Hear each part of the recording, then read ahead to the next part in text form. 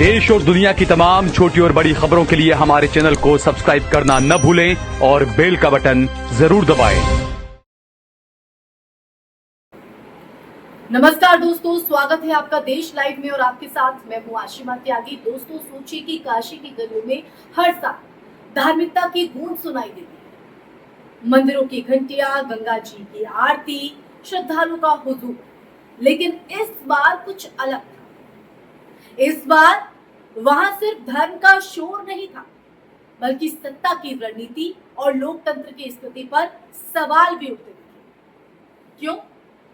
क्योंकि प्रधानमंत्री नरेंद्र मोदी के वाराणसी दौरे के दौरान जिस तरह कांग्रेस के प्रदेश अध्यक्ष अजय राय को रात में होटल से हिरासत में लिया गया, सपा कांग्रेस के कार्यकर्ताओं को नजरबंद किया गया और पूरा शहर किले में तब्दील कर दिया गया, इससे सवाल उठता है कि क्या लोकतंत्र अब केवल सुरक्षा के नाम पर सीमित हो रहा है? क्या सत्ता आलोचना से डर रही है? क्या नागरिक अधिकार सिर्फ चुनाव तक सीमित रह गए?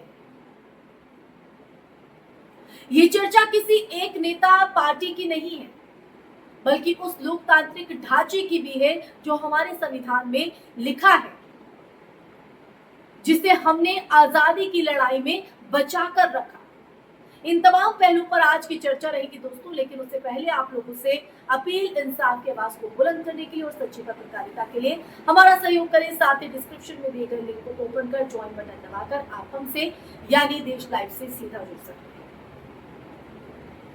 वापस लौटते हैं काशी की गलियों में। भारत का संविधान की हम बात कर रहे हैं। भारत का संविधान हर नागरिक को आवाज उठाने, विरोध करने और शांतिपूर्ण प्रदर्शन का अधिकार देता है। अनुच्छेद 19 स्पष्ट कहता है कि हर व्यक्ति को अभिव्यक्ति की आजादी है, क्योंकि हम आजाद भारत में रह रहे हैं और संविधान हमें यह हक देता है। लेकिन सवाल यह है कि जब प्रशासन कहता है कि विरोध से प्रधानमंत्री की सुरक्षा खतरे में पड़ सकती है, तो क्या ये तर्क पर्याप्त है? क्या पुलिस और प्रशासन को हर विरोध को रोकने का अधिकार मिल जाता है? कानून कहता है कि निवारक हिरासत या नजरबंदी तभी की जा सकती है जब किसी व्यक्ति या समूह से वास्तविक खतरा हो।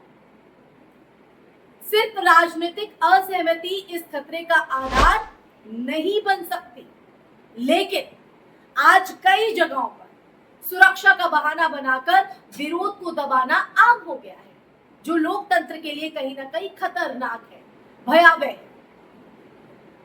इसलिए आज हम इस पर चर्चा कर रहे हैं।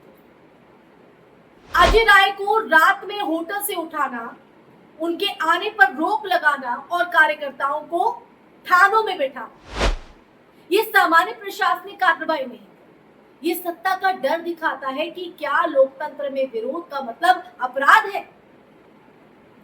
प्रधानमंत्री का कार्यक्रम होने के नाम पर पूरे शहर में पुलिस का पहरा बढ़ाना और विपक्ष की आवाज को दबा देना बताता है कि सरकार आलोचना को खतरा मान रही है। क्या यही लोकतंत्र का चेहरा है? जब विरोध की आवाज कुचल दी जाती है दोस्तों, तो नागरिकों का भरोसा टूटता है और लोकतंत्र केवल दिखावा बन जाता है। क्या मैं गलत कह रही हूं?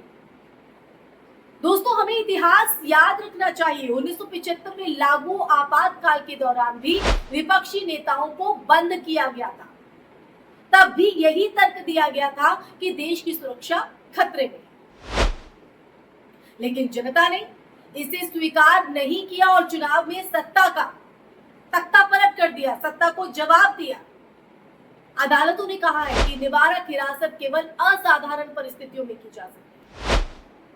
और आज भी, अगर आज की सिनेरियो में भी देखा जाए तो आज भी यही प्रवृत्ति दिखती है। सुरक्षा के नाम पर नागरिक अधिकारों को दबाना। अगर हम इतिहास से सबक नहीं लेंगे तो वही गलती दोहराई जाएगी। लोकतंत्र में हर बार सत्ता को जवाबदेह बनाना जनता का अधिकार है। दुनिया के कई देशों में सरकारों ने आलोचना दबाकर खुद को मजबूत दिखाया, लेकिन धीरे धीरे जनता का भरोसा खत्म हुआ, भ्रष्टाचार बढ़ा, लोकतांत्रिक संस्थाएं खोखली हो गई रूस, तुर्की और अन्य देशों में भी अगर हम बात करें तो यही देखने को मिला। भारत जैसे बढ़ते या बड़े लोकतंत्र में अगर विरोध दबा तो वही स्थिति बन सकती है। इसलिए जरूरी है दोस्तों कि हम सतर्क रहें, सजग रहें, सुरक्षा व स्वतंत्रता के बीच संतुलन बनाकर बातें भी करें और चलें। क्योंकि एक तरफ सत्ता है जो विरोध से डरती है, दूसरी तरफ ऐसे नेता हैं जो विरोध का सामना संवाद से करते हैं। राहुल गांधी का उदाहरण आप ले लीजिए। वो विरोध झेलते हैं, सवालों का जवाब भी देते हैं, संवाद से स्थिति को संभालते भी। इससे नागरिक का भरोसा बनता है। और वही प्रधानमंत्री का बयान, वहीं अगर प्रधानमंत्री का बयान देखें तो मैं अपनी जान बचाकर आया, ये बताता है कि विरोध से डरने की मानसिकता लोकतंत्र के लिए खतरा है।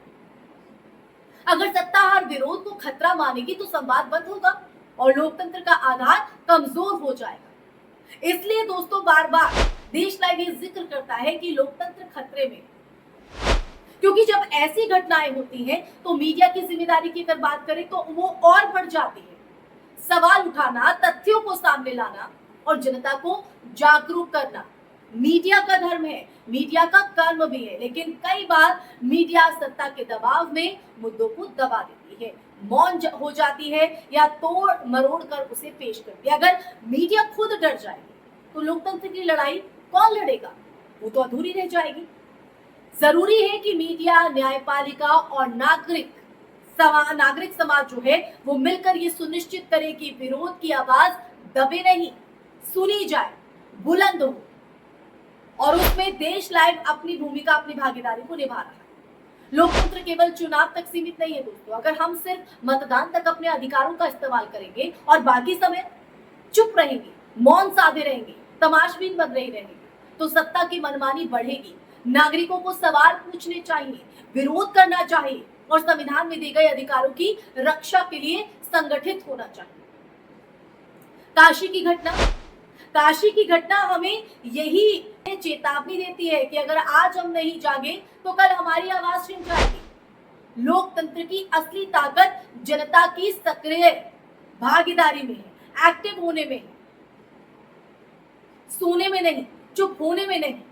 काशी की गलियों में उठे सवाल सिर्फ एक शहर की घटना नहीं है दोस्तों, ये पूरे देश की लोकतांत्रिक चेतना की परीक्षा है। सवाल ये है कि क्या हम सत्ता की हर कार्रवाई को सुरक्षा के नाम पर स्वीकार कर लेंगे या अपनी आवाज, अपने अधिकारों और अपने संविधान की रक्षा के लिए खड़े होंगे।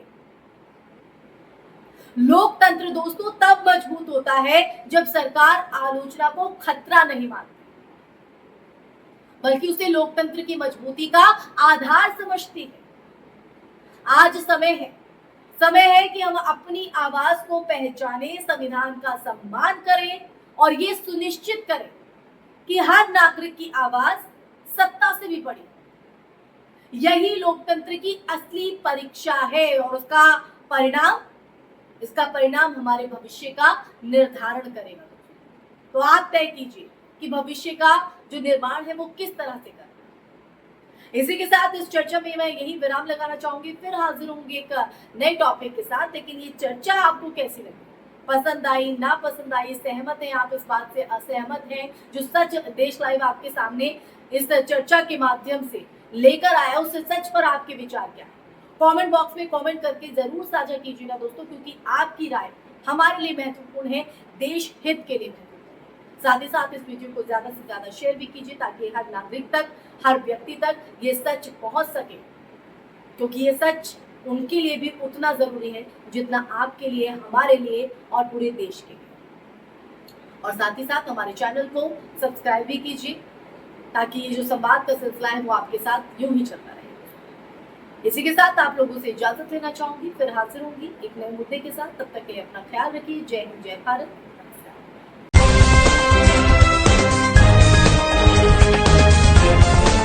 देश और दुनिया की तमाम छोटी और बड़ी खबरों के लिए हमारे चैनल को सब्सक्राइब करना न भूलें और बेल का बटन जरूर दबाएं।